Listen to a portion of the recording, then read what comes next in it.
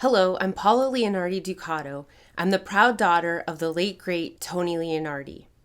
Many of you know or have heard of my father's contribution to the Youngstown State University music program and the jazz community. To honor his contribution to so many lives, I've joined with some friends to create the Tony Leonardi Legacy. Through this organization, we hope to keep my dad's work alive by organizing and energizing the community he created. The Tony Leonardi Legacy will connect YSU Jazz alumni through video interactions, live concerts, and reunion gatherings. We hope you will become a part of this wonderful and growing family. Today I'm here to introduce you to one of our family. Here's a brief interview with an incredibly talented musician, member of the jazz community, and former student of my father's.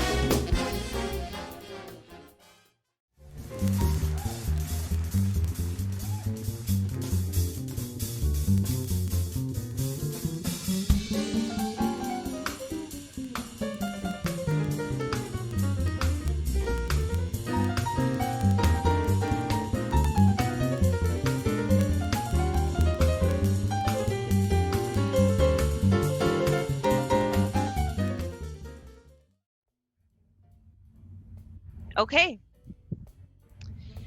I'm Paula Leonardi Ducato. I'm the daughter of Tony Leonardi, who was a jazz musician, bassist, and director of jazz studies at Youngstown State University.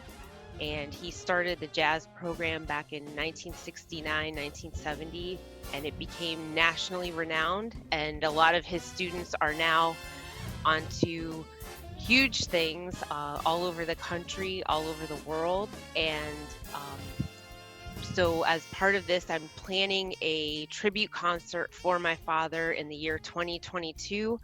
It's called Reunion 22, the Tony Leonardi Tribute.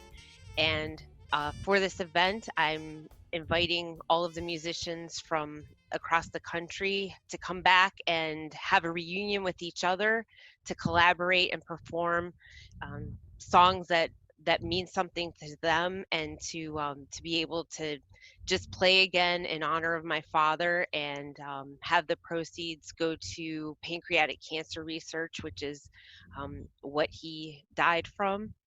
And so as part of getting ready for this event, I am interviewing the musicians that are performing. And today I'm talking to Sherry Luchette, who is a bassist out in Los Angeles, California.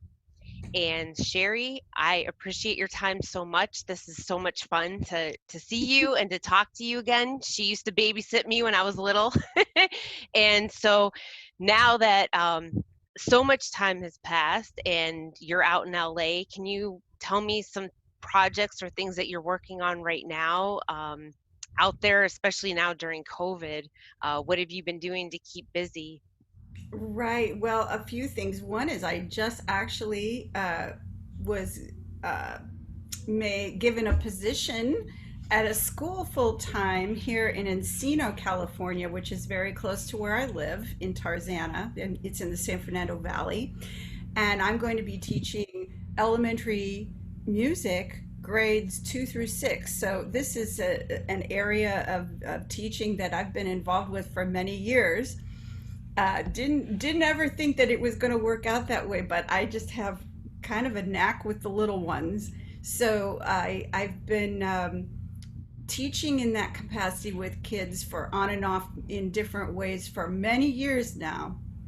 And I do it with bass individual teaching with through Suzuki and jazz bass, starting kids younger on the bass, but also in the general music classroom, and then teaching and writing books about teaching jazz in the elementary music classroom with my books, The Flying Jazz Kittens. So All of these things are kind of swirling around and coming together, and we'll see what I bring to this new position, which will be online. Very interesting change in the way that things will be presented to kids. So that's all going on. And then I've got my husband, Tamir, who's a jazz pianist, and he's teaching at home. And then we're doing concerts together online from our home every weekly. It's Tamir, we're calling it Tamir at Planet Home because home Great. has now become a whole new world. And it's Tamir's basically piano solo concert, but I do join him on, anywhere between 2 and 4 tunes in the last part of the concert, and it's dedicated to different musician, jazz musician, composer each week. So, like this past Saturday was a tribute to Ahmad Jamal and Dave Brubeck, and next week will be a tribute to Bill Evans, so the pianist. So Oh, there's been awesome. yeah, so it's been really fun to be able to play a little bit. Our living room looks like a studio. It is no longer a living room, and I'm sure a lot of other musicians are experiencing that in some way, whether they're doing concerts on their porch or wherever. We just happen to do ours in the living room, and so, but it is a way of making some income and getting a chance to share your music and your art with people, which is so important, especially in this day and age. Who knew we'd end up where we are as I a know. country or a world? So it's nice to have a little bit of playing going on as well as the teaching, and it's something I've always done. I've always had the playing in some form and the teaching. I think both are complement each other and make me, teaching helps make me a better performer, and performing is a great outlet from teaching, and they kind of work together well for me. And your father, Tony, was that very much that way as well. I mean, he was a wonderful player, great bass player, but he also taught. So, and not everybody does that. Everybody has their gifts, but he was very much that way. Great educator, as well as a player. So I've tried to take that, my own version of that in my steps forward. But it was because of him Oh, that, yeah, that I've been able to do what I'm doing today. wonderful. Yeah. That's really awesome. So, how did you get into jazz? What age did you start? How did you get into jazz music? How did you get into the bass? Because that's pretty rare for a female to play bass, let alone jazz upright. So Right. how did this all start for you? It's a lot more common now, but 20, 30 years ago, not so much at all. I I went to when I was in high school. I was about 16, and I went to a jazz camp. Out of all places, it was at Jeff Halsey was the bass teacher there. I think he just retired from that university. And anyway, at that time, there was a jazz camp. And I just decided to go because I was playing, dabbling with electric bass, which I loved. I loved the sound of the bass. I just liked the bigger, lower sound. So now at this time, I didn't know anything. I just heard, except what I heard on the radio, and I would pick stuff out and play by ear. But I went to this camp, and during the camp, who else was at that camp was Chip Stevens No and way. and Ernie Krivda. Yeah, Oh, they had a group at that time, and they were performing for us. One of the classes, they had us go to, like, we had combo class and different things. One of the classes was actually a listening class, if you can believe it. And in the listening class, they were playing all different kinds of jazz music. They were just playing different things. And all of a sudden, this music came on, and I happened to find out that it was this guy named Count Basie. oh And yes. I'm listening to this tune, And I can't even remember the name of the tune. All I remember was the groove. I heard this groove and I'm like, wow, that is so awesome. I want that. I want that. Whatever that is, that groove, I have to be a part of it. That's all I knew. 16. That's not kind of deep for 16. Oh, absolutely. When I think Absolutely. about it, I don't know what made me think that, but I was like, whatever that is, I got to be a part of it. I knew it was the bass and the drums playing. So that's that's where it started for me. I had to figure out a way. So I went back to live with I was living with my grandparents then in Brookfield, Ohio, and I was working at a store in Hermitage, Pennsylvania during high school called Mark's Music. I worked behind the counter there, and I was taking some electric bass lessons with a guitar player that taught there. And one day he turned to me and he said, you ought to look up Tony Leonardi over at Youngstown State." And I'm like, "Well, who's that?" And he said, "Well, he teaches bass. I mean, he really teaches bass, and you should call him." So anyway, I didn't know how to get a hold of him or what that was about. So months go by, and I didn't do anything. And then finally, I got a contact number for him. And when I was 17, I called him, and he answered, "Hello," like kind of like gruff. And I was like so nervous. And I kind of stammered and said that I would, wanted to see about some bass lessons, and I played electric bass, and could I come for some lessons. So he had me come to his office over at YSU, and this was in about January of my senior year of high school. And then he said, "Okay, well, play for me." He goes, "Well, let's play a blues." So he went to the piano, and I played a walking line, and it was like he was trying to throw me off with the way he played. And I just kept digging in. And then he turned and he smiled at me, and he said, "You got a good feel. You got something." He goes, "Okay, I'm gonna give you an assignment." And he basically gave me a very basic assignment about how to create some and walk some bass lines. And he wanted me to write it out. He gave me some rules to follow. He said, "I want you to write out this many choruses and then come back next week and play it for me." So that there you go. That goes into how did and when did I meet Tony? That's the next question. So, Wow. yeah, so that's how it started. And we did this for like a month.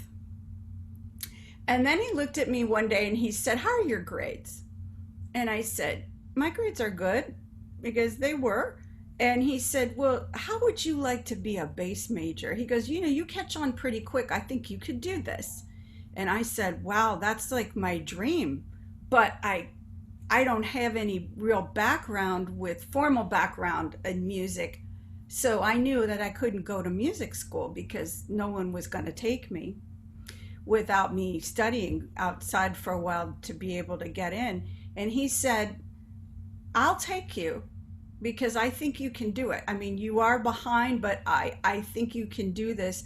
What I can do is get you early acceptance here at the university because your grades are good. And then I can issue an upright bass to you through the university if you're here taking lessons. And we'll start with some Mandel Book 1. We'll start at the beginning." And that's what we did. Oh my gosh. Yeah, he started me from scratch, and I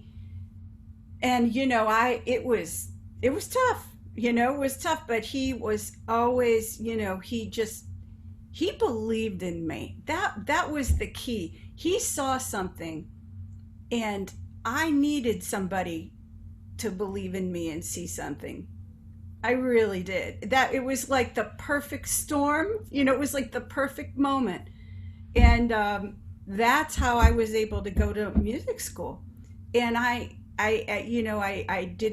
was there for 6 years getting all my requirements for my degree, and that included my teaching certification. And like a lot of students, when you get into performing and getting your teaching certification and you're learning jazz, these classes overlap and you end up with like hundreds of credit hours, Right. which has happened to a lot of us, I think, because I was never a jazz major. I was a music education major. So I did my music education recital, but I took all the jazz courses that I could because I really wanted to learn. And then of course I had to learn how to play the instrument. So the first few years, Tony said, no jazz until you learn to play the instrument, the upright, correctly. You have to have that foundation. So, and then, he was part of the jazz department and he was my classical bass teacher. So I had the best of both worlds because he covered all of that. What were some of the most valuable things that he taught you while you studied with him, or even after? Yeah. You played with him. Did you play any shows with him or gigs with him? He would later on, he would farm out have us be subs sometimes for him. I was also off sometimes getting gigs on my own, but sometimes he would ask students to sub for him. Um, that was later though, not in the beginning years. In the beginning years, we'd go see him play. Do Yeah. you remember the restaurant Mr. P's in Yes. in Oh my Oregon? gosh. Yeah, there was like a nice little scene going on there for a while, and he had a group that he played. I think even Jimmy Masters played there with him a few times. And anyway, Yeah. they had a thing going on there that we would go and check out, And then he played with Joe Parlink too. They had a group. So it was great to be able to see him do what he taught. That's more of an old school thing. Like you don't see that so much anymore. I mean, not as much. Like, man, come and hang. Help me with my gear. Bring my gear in or whatever it was. I mean, that's more of an old school thing of like you learn through example. So that some of the things that he taught me, I think that he was just one of these people that was so into it, what he did. He was so, there was a sincerity and intensity about what he did, and it was very natural for Tony because he really cared. He didn't do things for the paycheck. Right.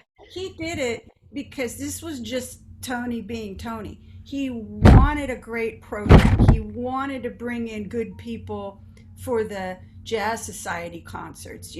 He wanted good clinics. He wanted good players. He wanted to teach things really well and make sure you knew that you were prepared for the industry of what you were. He always, I remember him saying to me, I want you to stay in music no matter what. If you had an injury or something were to happen, I want you to be able to stay in music. I don't want you to have to go get a job doing X, Y, and Z. You should be prepared to be able to stay in music in whatever capacity. And I don't, I don't hear a lot of music professors talk that way now, to be honest with you. Most of them are just kind of like churning them out, and good luck. Right. um, but he really cared. I mean, to the point of like, what classes are you taking this quarter? And he wanted to see what are you taking? How many credit hours do you have now? What's your plan? What are you going to do after this? Like, what do you want to focus on when you leave? Or if an opportunity came up, there was an opening with the Miller Band or this or that, like he would let the students know, hey, you should go audition for this. Right. Yeah, yeah. So I mean, he was just very actively involved and personally involved, and you don't, and that. So that's pretty valuable when I see. And the biggest thing I think that he taught me was that he took the time to believe in me and nurture me in my abilities. I'd like to be able to turn around and do that for others. Yes, Other and I'm people. sure you do. I'm sure you do. Yeah, and I really want them to know that somebody believes in them and wants them to excel. And he also, Tony was a tough cookie. He could be very tough. And that part of his style I appreciated later. There were times when I was younger where I'd be like, oh, he yelled at me and it was so intense, I can't take it. But looking back, I think, he was actually right on the money. He got, he was preparing me, other students for the real world, which I don't see that happening all the time anymore. You Right. can't put your bags all in one eggs all in one basket. You've got to have a skill set. That's plural. To stay in music. And he really understood that. He really understood that. And he made sure, and if he didn't think that he could prepare you, he would not want you. He'd make it very clear that we're not going to work together. And I saw that too. But he was very honest and very straightforward, and I am very much the same way, and I miss that because a lot of people aren't, right? Right. Even if you're taking lessons with them, or they just don't tell you, look, man, you got to work on this or whatever. So I appreciated and learned through that honesty and that very uh, upfront approach and his sincerity, sincere love for the music, and doing and working very hard to make it happen. But the working hard part and him recruiting students, this was all very natural to him. This was part of what he did naturally because he cared about and wanted a big program that was healthy and strong. It wasn't like, oh yeah, I have to go do this again. He would just be like, did you hear about this kid, man? We got to go, let's go check this out, or let's have the big band go play here at this high school so they can see what our students are up to. So, but then you could turn around and somebody big came into town and they'd call him and he'd go play the gig. So I mean, he had it all, really. Now, did you get to perform with any of the he brought a lot of very famous jazz musicians to YSU to Oh do yeah. clinics and to perform in concerts with the students. So were there any that you got to meet through Oh that yeah. time? Yeah, uh, James Moody, that was a great Oh, concert. Uh, we had, oh gosh, Glenn Wilson came back with his guys. Who else? Oh my goodness. I mean, I know I'm like drawing a blank, but there were so many. Oh, uh, Marvin Stamm and oh yes. Nick Brignola. Ray Brown came for a workshop. I mean, everybody stopped through who was on the college circuit. He made sure they came to YSU. Right. Absolutely. Yeah. And everyone had something to offer and say. And then some of these guys we got to play with on stage with the big band. Not to mention that Youngstown had a symphony, and when we were ready, we were hired to play in the Youngstown Symphony section, and they were bringing kids from CIM to play at that time in the section too. So the bar was very high. I Right. can't think of a university where you'd get a chance like that. Really, yeah. I mean, it just there were just so many hidden treasures there that were pretty amazing. Right. And I remember at one time they Eastman School of Music wanted my dad. I think Berkeley wanted my dad, and he did not want to leave YSU. I mean, that's where Wow, I didn't know that. yeah, that's where Oh, he started. That's yeah. where his program was. And I'm he not did not want to surprised, leave. by the way. Not I know. surprised at all. And I probably would have followed him anyway, wherever he went. Oh, he would have wanted you to. He would Yeah, have wanted you and to. I would have. I would have. I was just, and it's one. He's one of those people that over the years, you'll remember things that happened in lessons or things when I made mistakes or things that I did well, and it'll come flooding back of how right on he was. You know, and I think of that as I teach now, and I'm just like, oh my gosh, he was totally right on, you know. I did need to practice that more, or, oh, I don't know why I was so scared. I should have just, like, he was right to have me do this, this, and this. Yeah. Yeah, good stuff. So, are there any stories that you have about him um, that might be, some of your favorites to tell, or just to think about that make you laugh? Oh gosh. Well, the concerts themselves were always so amazing. When I was there, we did a lot of the concerts at Kilcawley Center, and it was just such an amazing. They were so amazing. The place would be packed. They would be packed, and he would have us work on music. He liked to do themes, so it would be like a tribute to Woody Herman or different different arrangers, different big bands, and he would, the way the process was, we were in band 3 times a week, and you were expected to practice and listen and know these things inside and out, and then, and which many of us did.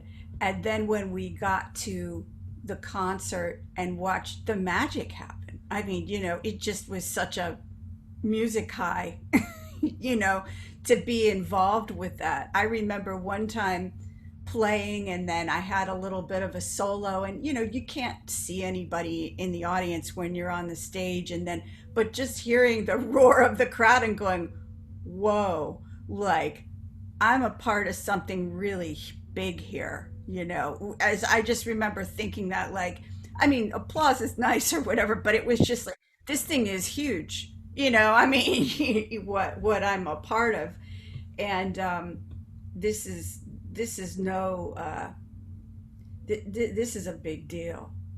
I remember feeling like that was, and having so much respect for him for putting it all together. And then the recordings that he had us do, we'd go up to Cleveland and we did a recording at Peabody's Down Under, and then there was another recording at a studio in Cleveland, and just taking us through the process. What teacher does that? I mean, not that many, really. Um, the good ones do. Yeah. you know, and just having those experiences, providing so many experiences that he didn't have to, Right. but he did because of who he was and the kind of musician and educator he was. It was just came natural to him to do that. And you were part of the Things to Come album, the one Yeah, that was recognized by Downbeat magazine, right? that was Um, yeah, that was a, I think probably, that was a very strong time for the program, yes. right? It was in its heyday then. Yeah, and I just happened to be there, right place at the right time. Yeah, that was awesome. I mean, I was a kid, but I remember just the excitement, just the everything about it was just so incredibly exciting, even for me. And I remember going to the concerts, and I mean, you had to squeeze through the crowds of people that were just standing. Um, if you had to go to the bathroom or something, I mean, you couldn't even get through because there were so many people. They were even out in the other, like in the lobby of Kilcolly, just so they could hear. I mean, they couldn't even see, but that was a magical time for sure. Yeah, and it's funny because when you're in it, you don't necessarily realize how magical it is. It just was, well, this is how it goes here. Right. This is the bar. And so that's what I mean. Like, people think Youngstown, huh? But the bar was so high. Yeah. It really was. And that is another thing that was very valuable that he taught me as a player and as a teacher is you have to keep that bar high. You set the bar. You don't adjust. You set it and have to go for that and maintain it. That's an expectation, that he expected. And therefore it became so. And that is that's something that I've taken with me too. Oh, that's Yeah. great. Yes. Oh, and then as far as Tony is, it was just so funny because the way he talked, he had a pretty low, robust voice. But when some of the funny things, and I'm sure you'll hear other interviewees mention them, just some of the things he would say in rehearsal, like, you play with the intensity of a wet noodle. That was always one. Or, do I need a neon sign to tell you when to come in? That was another one. And then there was, when you get to the bridge, jump off, because he'd get mad if we lost where we were in the form of a tune. and then there was just the, give me that bass. And then he would grab it from you and say, you're not getting it. Let me show you. And then he'd start, and he had a very kinesthetic approach to his playing. I mean, he moved, and he had his foot move, and he would move. And that was, he showing his passion and for the groove and really digging in there. And so those are the isms that I Yeah. remember. Yeah. Yeah. Yeah, I remember if he would come home, if a rehearsal didn't go well, and it was like 3 days of a really bad mood because he took it so to heart. He took all of it so extremely to heart Yeah. that if Yeah. things were going well, it was awesome. It was amazing. But if things were not, Yeah. But that was just part of who he was. yes, I mean, he really cared, and he wanted to make sure it was just so, perfect. you Yep. know. Yeah. Yeah. So as far as this concert coming up, you're performing in it, and what does it mean to you to be able to perform in it, and then to also reunite with your other classmates and students who were either before or after you, to see them again and to play with them again? What does that mean for you? Oh, I think it's going to be amazing. It'll be so much fun, to see everybody and hear what they're all up to because we have this one thread in common. We all studied with Tony in one way or another. As a bass player, of course, the bass players studied with him even more so because we had private lessons with him plus jazz band, right? But there's also a lot of students who played other instruments that cross paths with him through jazz band or maybe improv class. And then there's those of us that cross paths with him multiple ways, right?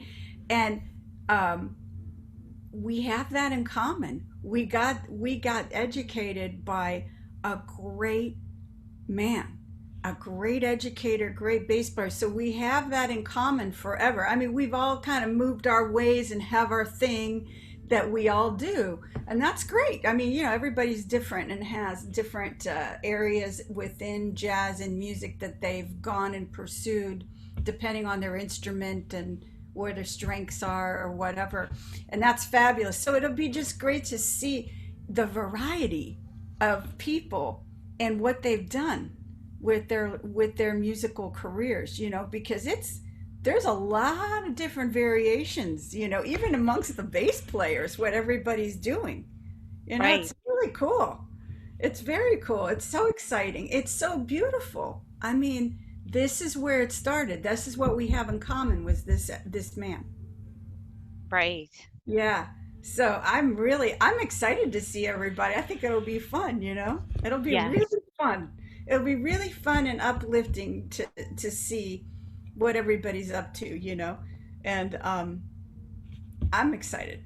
I'm really excited to see everybody. Oh, well, I'm Well, excited to have you a part of it. yeah, and I'm probably going to meet some new people too, because I don't know. I mean, I know people, within the range of where I was in school a few years after me and a few years before me. But there's people that are older and a bit younger that I didn't really get to know. So I'm hoping that I get to see other people, make some new friends. Oh, And that would be fantastic. yeah, and reconnect with the older ones. Yes. Yes. Well, speaking of classmates, the clip that we'll be sharing in this segment from when you played Dave Perico's band out in Las Vegas. Top strings, yes. Wow. Wow. I don't know how you do what you do, but it is so amazing. And watching you play is so reminiscent of watching my dad play. I mean, there's so many things about the way Thank that you you. play that are just so it's like watching him again, and your style, just so many things. How do you do that? I'm in such awe, and I've always had the utmost respect for you, and I've always wanted to be able to play like you. Even when I was little, I would just sit there and I'd be like, the whole time, the whole concert, my eyes were on you because I could not believe how good you are. You are just amazing. And to Thank and you to so. hear that you didn't come from a musical background, but you did it. Yeah, I wanted it so badly, and your dad, I think, just saw that, I think he somehow he had that gift of being able to just see that somebody really wanted something and had a, a knack for it, the teaching part of things I didn't see for quite some time, but he saw it. He saw all of it, and I don't know how he saw it, but he did, and not just with me, but with other students as well. Same thing. But he was my number one mentor. That's how there was nothing else before him. You know, so if I sound like him, that would probably be why, because yes, yeah, it started with him. He was my very big influence. And what I love about Dave Perico, Dave was in school around the same time that I was. So there again, like I wouldn't have never really known what Dave would have been up to, except that we both studied with Tony. And so then there's that connection, right? And we're able to keep in touch. I didn't know he'd end up in Las Vegas. He didn't know I'd end up in LA. And now we end up being able to work together, which is awesome. It's absolutely fabulous that we're able to do that. So and he's great. He's got a great band going, and it's super fun to get a chance to play with him. And he does some beautiful arranging and playing, and so it's all good. Oh man. So I don't really know how I do what I do, except I've just been doing it a long time, and you just do it, right? I mean, Right. after a while, you do what you do, and that's it. Wow.